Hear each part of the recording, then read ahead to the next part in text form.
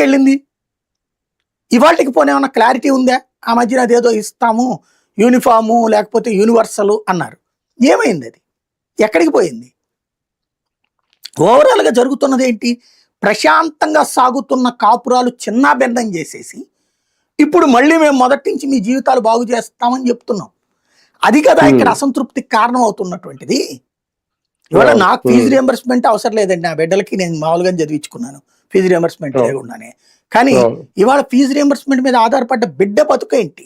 ఆ కుటుంబం ఎంత మానసికంగా స్ట్రగుల్ అవుతోంది. అలాగే నేను ఆరోగ్యశ్రీ తీసుకోలేదు, మొత్తం కూడా నా ఖర్చులన్నీ కూడా నేనే పెట్టుకున్నాను, అమ్మకైనా నాన్నకైనా అత్తకైనా ఎవరికైనా సరే. కాబట్టి నాకు ప్రాబ్లం లేదు.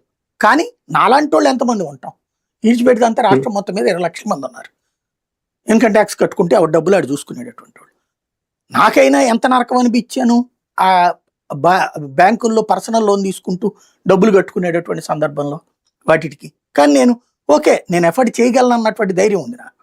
కానీ అదేమీ చేయలేనటువంటి వాడు హాస్పిటల్కి తీసుకుపోతే మొన్నటిదాకా వాళ్ళ ఇళ్లలో వాళ్ళకి ట్రీట్మెంట్ అట్లా చక్కగా జరిగి, వాళ్ళకి తెలిసిన వాళ్ళందరికీ ట్రీట్మెంట్ చక్కగా జరిగి, ఇవాళ వెళ్తుంటే అక్కడ ట్రీట్మెంట్ మేము ఇవ్వలేమరా నాయన అంటే, లేదా డబ్బులు కట్టు తర్వాత తీసుకుందుగా నువ్వు అంటే ఏం చేయాలి అతను?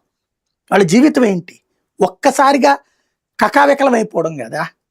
దాన్ని ఏం చేయాలి? ఎవరిది బాధ్యత అనాలి దానికి? అలాగే రైతు భరోసా కేంద్రాలు